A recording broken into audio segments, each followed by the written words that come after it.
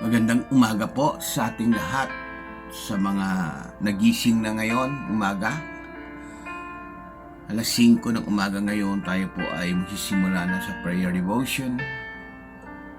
Ang ating pong titulo o title, Sowing, Giving, and Living Blessed. Sa Biblia po, may kasabihan na napakalalim pero napakasimple. Kung ano ang iyong itinanim, siya mo ding aanihin. At kasabay nito, at sinasabi po rin po ng Biblia, mas mapalad na nagbibigay kaysa tumatanggap. So, ibig kong sabihin, ang dalawang prinsipyo nito ay isang gabay natin sa tamang pamumuhay habang tayo nabubuhay. Ang magtanim, ang mag-ani, at magbigay. Para mamuhay tayo na mapalad. Una-una, the law of sowing and reaping. Ano po yung ibig sabihin nito? Ang sabi po ng Biblia, ayon kay Apostol Pablo sa Galatians 6 verse 7, do not be deceived. God is not mocked. For whatever one sow, that he will also reap. Ano po yung sa Tagalog? Huwag kayong padaya, sapagkat ang Diyos ay hindi nating madadaya. Sapagkat kung ano ang tinanim ng tao, yun din daw ang kanyang aanihin. Alam niyo mga kapatid, no? Sa nakikita ko, sa bawat ginagawa ng mga tao, sa buhay natin sa pang-araw-araw na buhay, sila po o tayo po ay nagtatanim sa araw-araw. Mabuti man ang tinanim o masama, may balik. May bunga. Sapagkat ang buhay ng isang tao ay parang bukirin. For example, kung nagtanim tayo ng galit, siyempre, galit din ang ating aanihin. Ibig ko lang sabihin, kung kabutihan ang iyong itinanim, magbubunga ito ng kabutihan din. Yun po yung prinsipyo ng pamumuhay habang tayo nabubuhay sa mundo. Malaking prinsipyo sapagkat ang Diyos ang may akda. Ang Diyos ang nagsabi, ang Panginoon ang may pakialam.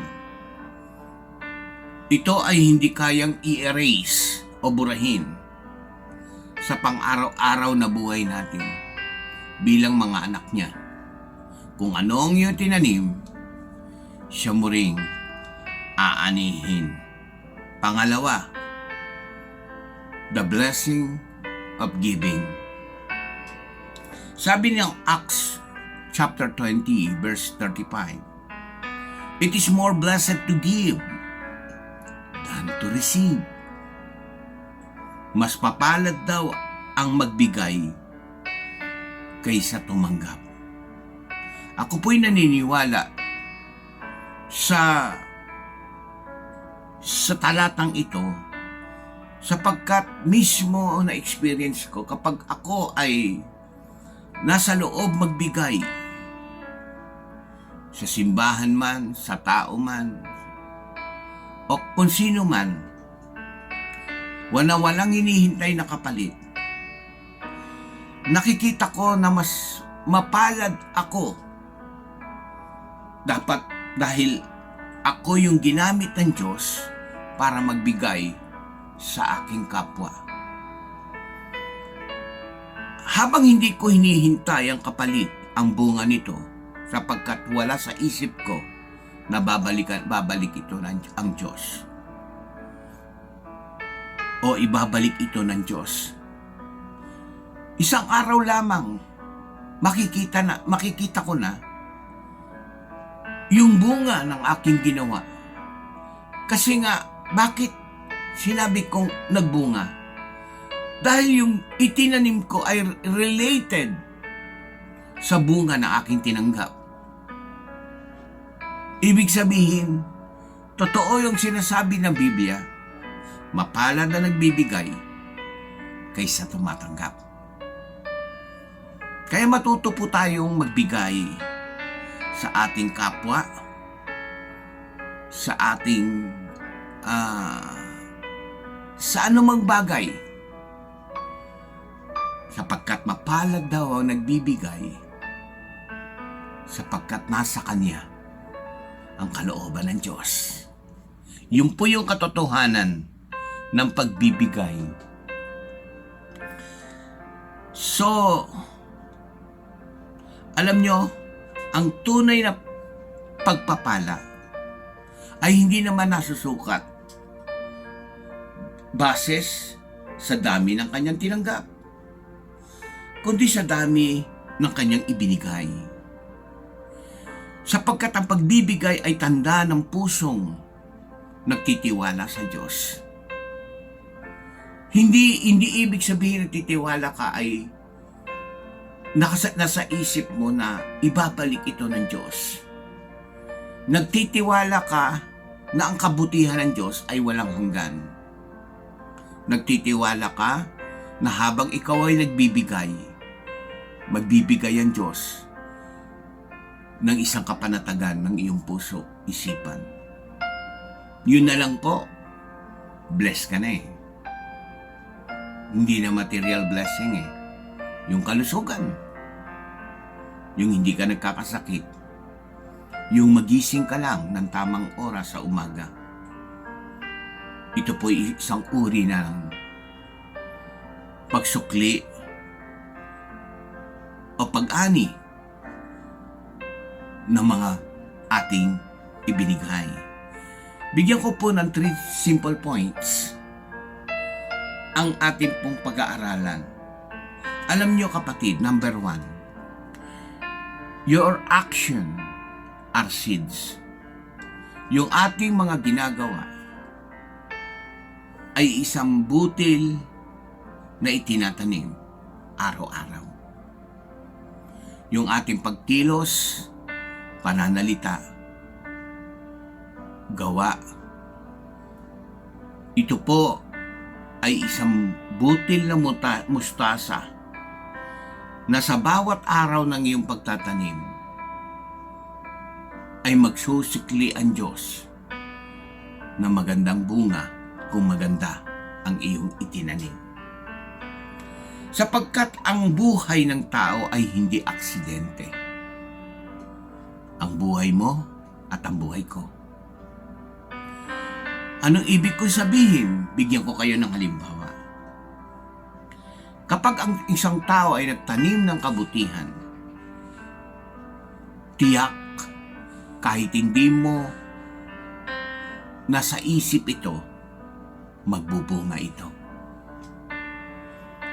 Ito yung malaking katotohanan na sinasabi ng Biblia tungkol sa pagtatanim o pag-aasik ng kabutihan. Ang pinakamagandang pag-asik, ang unang-una, the Word of God. Kaya nga po nakikita nyo ako tuwing umaga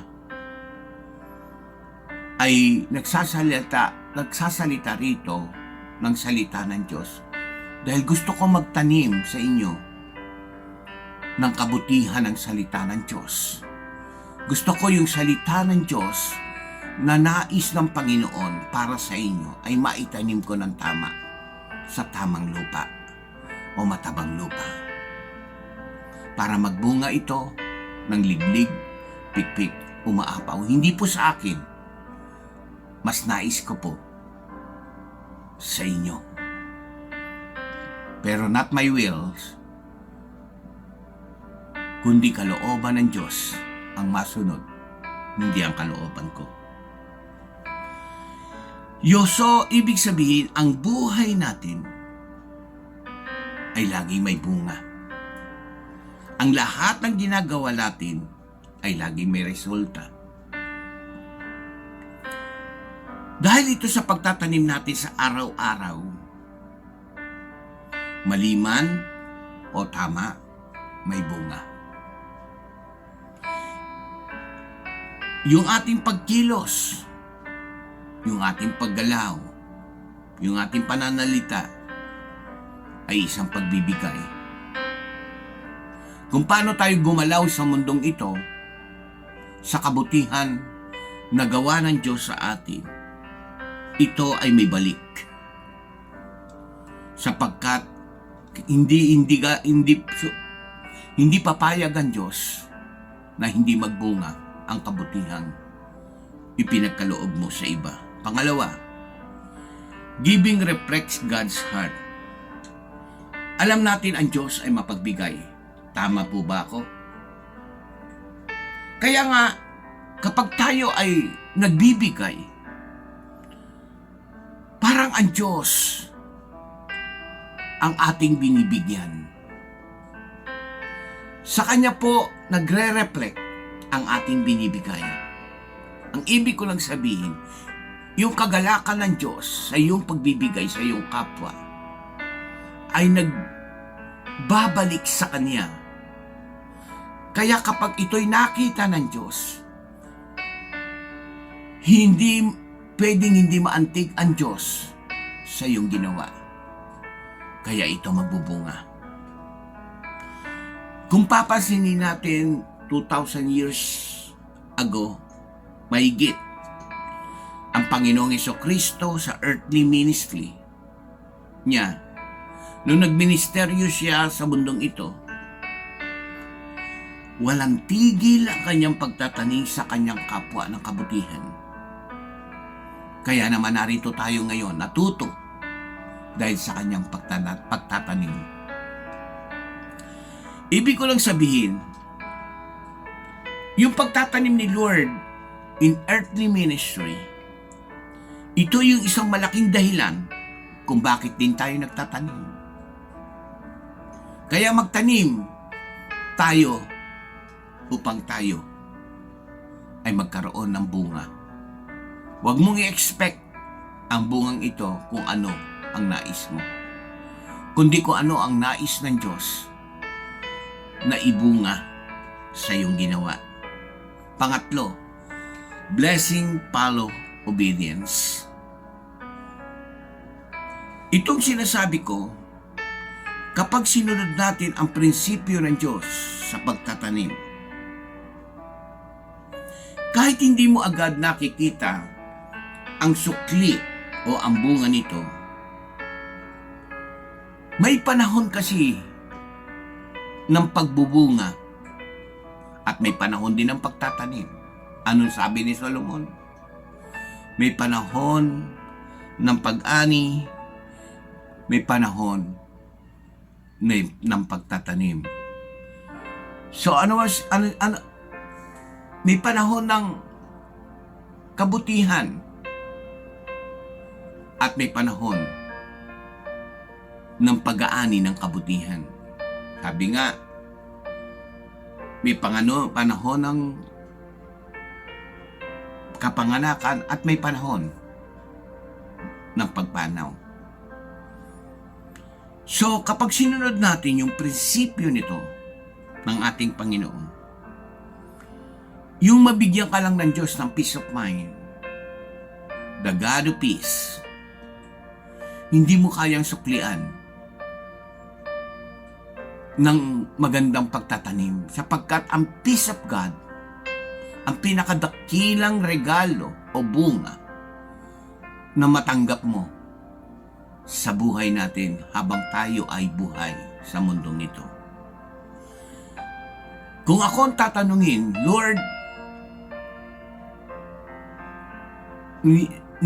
tatanungin ni Lord, ang sasabihin ko sa Kanya, Lord, sa araw-araw ng buhay ko, kahit na peace of God, yung kapayapaan na galing sa iyo, comes from you, payag na payag ako.